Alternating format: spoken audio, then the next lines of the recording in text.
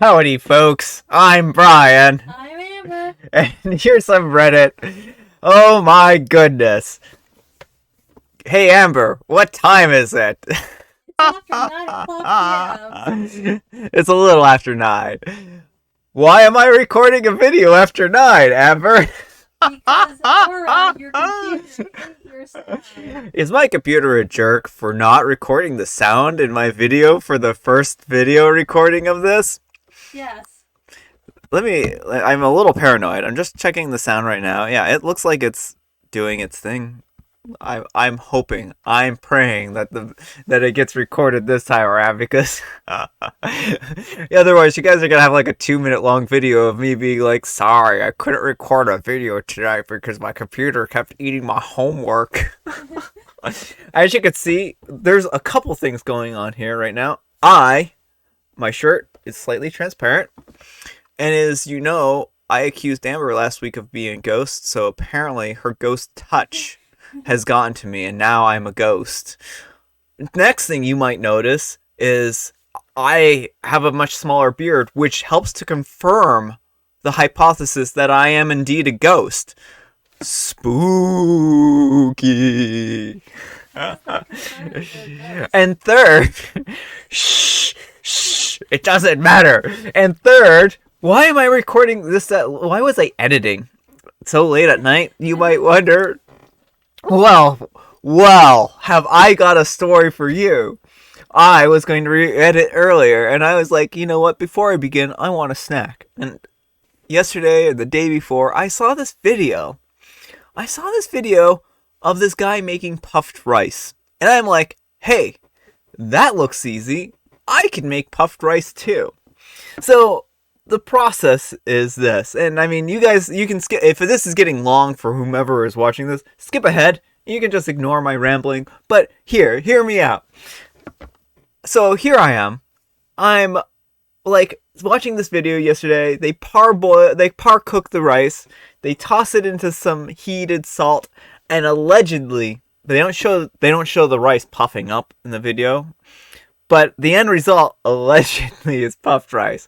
And I'm like, well, that's a little suspicious. But I mean, it's got like 200,000 like views on it, and like all these likes. I can't see the dislike ratio anymore, YouTube, for some reason. So I don't know if it's legitimate or not. And I'm like, this looks easy. It'll be fast to clean up if it doesn't work. Well, I'm a moron. Okay, so I start cooking. I cook the rice. I get it, cooked up, transfer it to another dish, and I'm like, well, there's a little residue on this pan, but that doesn't matter. I'll just deal with it later. So I put the salt in, starts cooking, and the residue on the pan starts to essentially charcoal. But I'm too deep in at this point in time. I am committed. I know that this is my chance. I need to seize the day. So I start to try cooking the rice. It doesn't work. It doesn't work at all, basically. I had like partially cooked, like partially puffed out rice. And when I ate it, it was very crunchy. It was not satisfying. Let me phrase it this way. It is not a snack that I would have eaten. So I did not get a snack at that time. So that's my story. Hopefully you enjoyed the shenanigans that I've had today or this evening. And let's get started. Let's get into these stories. Our first story is titled, Am I a Jerk for Asking My Neighbor to Move? Oh, wait, we're on the wrong one. This is the last story. Let's go to the first story. Am I the jerk for dropping out of the maid of honor role last minute because of an emergency? My best friend Chloe was getting married last Saturday, and I was the maid of honor. For 1 year straight, I was the main planner for her, and I did the best that I could to fit the standards that she had set for the wedding. I planned everything, an amazing bachelorette party 1 month before the wedding, and I couldn't do this without the gorgeous bridesmaids as well. Well, 2 days before the wedding, my husband had a heart attack, and he was hospitalized. Doctors said the situation was severe, and he was transferred to the ICU. Later, doctors told me that he needed an emergency open heart surgery in the next 24 hours. His situation was very life-threatening, and we could lose him any time. My best friend called me to wish me well, and I thanked her. She also asked if the surgery will happen before the wedding, and I said it will happen the day before, but it will last many hours. She said, that's alright. Just making sure it doesn't intervene with the wedding. That's all. Yes, folks, you heard that right. She just totally was like, oh, just as long as you make it to my wedding. It's sad that we can't have Ben there, my husband, but we'll have you, and you can eat and drink for the both of you. Ha ha, ha ha, ha ha ha, because that's funny. Well, don't you think, Amber? Funny, ha ha, ha ha, what a clever joke she made.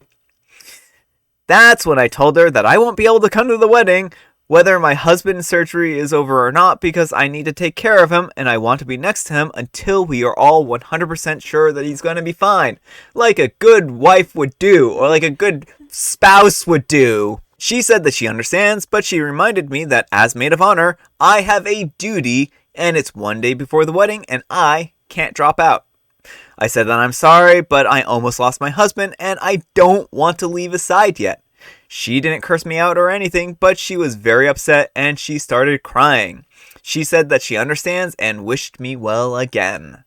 My husband's surgery went well and now we are waiting for his recovery. It was the day of the wedding and I called my best friend to wish her well. She didn't pick up. Later, I video called one of the bridesmaids and she answered. I asked to talk to Chloe, but she said that she's getting busy. She's getting busy right now. No. I asked to talk to Chloe, but she said that she's busy getting ready right now. I said fine, I'll call her later. I called again, but again, no response. I thought she was simply busy with the preparations. I called the day after the wedding, but still no response. She wouldn't reply to my texts at all. I contacted some of the bridesmaids and they told me that she's very upset with me for dropping out the day before the wedding and that I should have made it work no matter what. Some of them said that what I did was responsible and how my husband's health should have been my top priority, but some others feel like I let down the bride on her big day and I shouldn't expect a word from her anytime soon. Am I the jerk? I just want to clarify that this is the first time my friend has ever acted like this.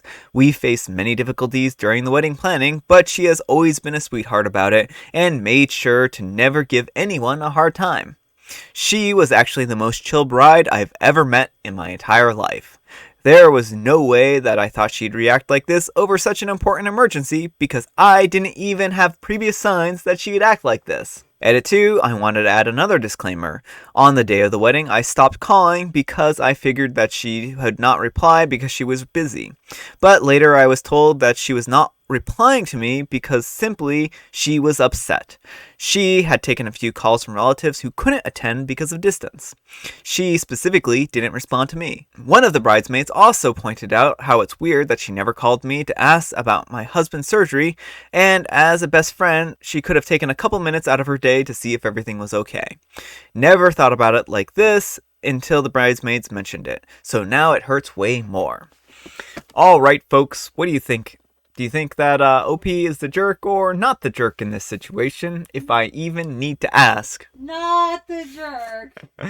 OP, I say, is 100% not the jerk in this situation. They did the right thing and stayed by their husband's side when he was going through a health emergency.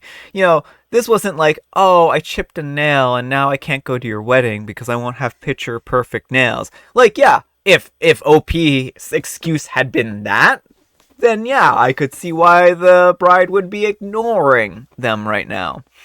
But this is literally like her husband almost died. Sickness and health. And in sickness and in health. Apparently means nothing to OP. I mean, how would... not OP, but OP's friend. Former friend. Like, how would she feel if she had been in the same position here? Would she have acted the same way? I'm sure... a wedding, is a nice occasion. It's a great thing. But it's a party at the end of the day, right? It's a giant party where people get together and they celebrate a union. Watching over your spouse who's in the ICU is a smidge just a smidge more important, in my opinion, than going to a party. And like, it sounds like OP really wanted to go to the wedding, but they just couldn't. And then what was up with that friend's quip where she's like, oh, haha, you can eat for both Ben and you? How tone deaf do you need to be to make a comment like that? Like, what world, what universe is she living in that she thought, oh, hey, yeah, this will be funny? Because it's not. It really was not funny. Oh my goodness. This is just a train wreck. So I feel bad for OP. Hopefully your husband's doing alright. Hopefully he's recovering. And yeah, anyhow, take care and good luck. Not the jerk, and it even breaks my heart for you to even have to ask this. You did everything perfectly, dear. If it was her in the hospital, would she prefer now that her husband go to a party or stay and sit with her? Or if it was her husband having open heart surgery, would she have the guts to go out partying, know that what he was going through? I'm so glad your husband's surgery went well, and I hope for a speedy recovery. And OP replies, I felt so guilty for a moment. Part of me still feels guilt for at least not making sure to attend the ceremony and skip the reception. But I don't know if that would have been right considering my husband was just out of surgery like that. No, I'm OP. Don't feel any guilt at all. What you did was the right thing to do. Anyone with a lick of sense would agree with you. And I don't know how the bride justified this in her mind. I really don't. It's baffling. All right. Our next letter is titled, Am I a jerk for cooking and cleaning for my roommates even though this upsets his girlfriend? Now this is quite the story, folks, so hang in there. Since the start of the pandemic, I've been working from home, and I'm a 26-year-old female, and I live with 3 guys. Let's call them Tom, Dick, and Harry. And they have all started to pay me to make them breakfast, lunch. They are back into work, and I make them a packed lunch now, and dinner Monday to Friday, and extra for weekends. They also pay me to clean the house. We used to have a housekeeper who cleaned the shared areas 3 times a week, but we had to let her go during lockdown. I also get paid extra for laundry, ironing, etc. Harry's girlfriend thinks that I'm stealing him from her. Harry started to date Sue the past 5 months, and since then, she has complained about me. She finally got the courage needed to tell me directly what her issue is with me, and she started saying that I'm acting like a wife to these guys, and that I'm butting into their relationship. That's what that sounds like. Butting into a relationship by apparently I don't even know what her I don't even know. Let's keep going. I just told her it's not my problem to worry about the relationship and that I'm just trying to make money. I told my friend about what's been happening and she said that I'm being a little bit of an inconsiderate person. I don't know why I'm the jerk for doing a paid job. It's not like I'm interested in even getting with any of these guys. You're not OP. Info. They pay me to be a cook, a cleaner, and a home organizer / personal assistant. I get paid $1,200 for 3 meals and a snack for 5 days a week, extra for weekends. I also make a total of $800 a month for just cleaning the shared areas and extra for laundry, ironing, cleaning, and organizing their bedrooms. Breakfast is served every morning from 6 to 7 a.m., except on the weekends when it's served from 9 to 10 a.m. Lunch / packed lunch at 1 p.m. and dinner at 7 p.m. All meals are planned 1 month ahead. Cleaning is done on Monday, Wednesday, and Saturday. Any extra cleaning or cooking is also paid. I make anything from $3,800 to $5,000 a month total with very little travel costs except for the occasional grocery shopping for supplies that I don't pay for.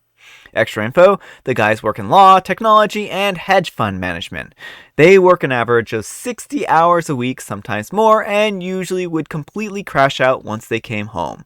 They understand what I'm giving them is not just food, a clean home, and organizational skills, but time. Time to spend doing fun things. Time with family and friends. Time to rest and date women. These guys and I treat each other with absolute respect, which is why the arrangement works for all of us. They respect the job that I do and do not insult my dignity by being intentional slobs. I've also had several of their colleagues and friends ask if I would do the same thing for them, and I recently started to really think about how I could do the same for them and branch out. I'm not there yet, and I need to complete a business plan for this to be profitable for myself and for any eventual employees, as I believe in providing a true livable wage and full benefits to any employees. And a safe environment, as there is an issue of safety to consider. Also, I don't think she would have had a problem with me if I looked like Miss Doubtfire and went, "Hello, dear." Harry is aware of the situation, and he said, "I'm handling it." I'm trusting he will. Alright, folks. Is OP being a harlot and trying to steal the man away? Or is she just trying to earn a living? Earn a living. Not the jerk. Not the jerk. I would have to agree. It sounds like this girlfriend is very insecure, and it sounds like OP, you have your act together. You're organized, you're disciplined, you know what you're doing, you know what you want, and you're providing a valuable service for your roommates. And they show you that they appreciate it by respecting you and paying you a livable wage. This does not mean that you are trying to steal them away from, or at least one of them away from their girlfriends. Like, I think she's just acting insecure. I really do. I don't know why this would be any different from paying, someone external to the home. And there are live-in maids, right? Like, live-in maids are a thing, and people do hire them to clean the house and take care of things like this. That's essentially what OP is right now. They're a live-in maid who takes care of a lot of other organizational responsibilities. So I don't think OP is the jerk in this situation, but I would be curious as to what you folks have to say. Anyhow, take care and good luck. Lol, not the jerk. You've taken on the housekeeper role as a paid job. You're no more butting into anything than the original housekeeper was, and Sue is strangely insecure. Me, I'd be more concerned that I'm dating a guy who can't make his own lunch, because that doesn't bode well for a domestic future. But hey, if Sue thinks that's a girlfriend's job only, maybe she won't mind so much. And OP replies, "It's a lot of work, but I have a strict schedule and I make it work. I have been able to get debt-free and make a dent in my student loans, while also working a regular full-time job remotely and working from home. Edit, all the guys can clean and cook basic meals, but cook nonetheless. They just work crazy long hours, 60 hours a week on average, and used to mainly live on takeout. They are paying for a service that is of great convenience and catered around them." All right. Our next letter is titled, "Am I a jerk for asking my neighbor to move her craft room to a different bedroom? My husband and I live in an upstairs 3-bedroom flat, and the flat below us has the same layout. The house has been for sale for a while, and recently a woman bought it. It turns out she doesn't have any children, so I found it a little strange that she had bought this 3-bedroom house, but soon I found out it's because she runs a craft business from home and needs 2 bedrooms to run it. Shock and horror. The problem is, unfortunately, that she has decided to use the main bedroom, which is below us, as her main craft room. At first, I was fine, as she hadn't fully moved in, but now it's driving me crazy. She's in that room almost all day, and I can hear her walking about and the faint noise of machines. I don't spend long in my bedroom during the day, but when I go in, it just annoys me knowing that she's there constantly." She's in your bedroom constantly? Like, why can't she have picked the smaller bedroom since she knows that the kids are at school all day? She always stops using her embroidery and sewing machines by 7 p.m., but she's told me that she can sit up until 10 p.m. some nights finishing off orders, which plays on my mind. I go to bed at 9 p.m. and I can't sleep for hours as I lie there listening for her every move. That's your problem, OP. That's your problem right there. I think we identified where the issue is here. Just knowing she's awake, walking around drives me crazy, as I find it so selfish that someone would buy a house just to work from home. Oh my goodness. My husband says he can barely hear a thing during the day and that I need to calm down. Listen to your husband. He also doesn't see the big deal about her using her house as she pleases. Yeah. Yesterday, I finally had enough and went to her door. I told her how I was feeling about everything and how I can hear all of the faint noises of her machines. She apologized and invited me inside to show me her setup. All of her machines are on some sort of anti-vibration padding to stop as much noise as possible, so she claims that the noise should be minimal and that you need to expect some noise from neighbors. I told her I don't make any noise, and that's when the things took a turn for the worse, and she says that she can hear my kids running around and jumping on furniture all evening, but she would never dream of complaining because it's just one of those things when you share a building with other people. I left before I said anything else I regretted and thought that was the end of it, but today my husband came home from working overnight and asked if I had said anything to the woman downstairs, as she was very cold and blunt with him when he said hello. I told him what happened and he said that I'm a massive jerk. I've spoken to a couple of my friends who think I've handled this completely wrong and I'm a bit of a jerk for it, but I don't see what else I could have done. All of everyone tells me that I shouldn't have done this and that I'm a jerk, but I don't know what else I could have possibly done to rectify the situation. Get a fan, OP. Like, if you're that worried about every little tiny noise, get a fan. Plain and simple. You can drown out all of the noise, or get noise-canceling headphones, or wear earplugs, or any number of things. This is like the Tall Tale Heart, but on steroids. I could hear every little tiny thing. You're probably imagining half of it. I can see her right now. She's got like the stethoscope in her ears, like planted on the ground, being like, I hear it all. OP, don't do this. This isn't what a good neighbor does. What else can I say here? Take care and good luck. Get a fan. Get some headphones. I find it so selfish that someone would buy a flat to work from home. What? You're a massive jerk. She can do whatever she wants in her own home. Or would you rather she sat there in silence on the dole? Can we acknowledge that OP doesn't even like the idea that her neighbor is awake using their flat? I'm sorry, what? OP, if you have an issue with the mere thought of people living in the space that they pay for, maybe you should save up for a single family home so that you aren't disturbed by people being around you. Yeah, exactly. Alright folks, that's all the time we have for today. I hope you enjoyed today's video. If you did, consider giving me a like, and if you didn't, consider giving me a dislike. Thanks so much for watching, and we'll see you all tomorrow.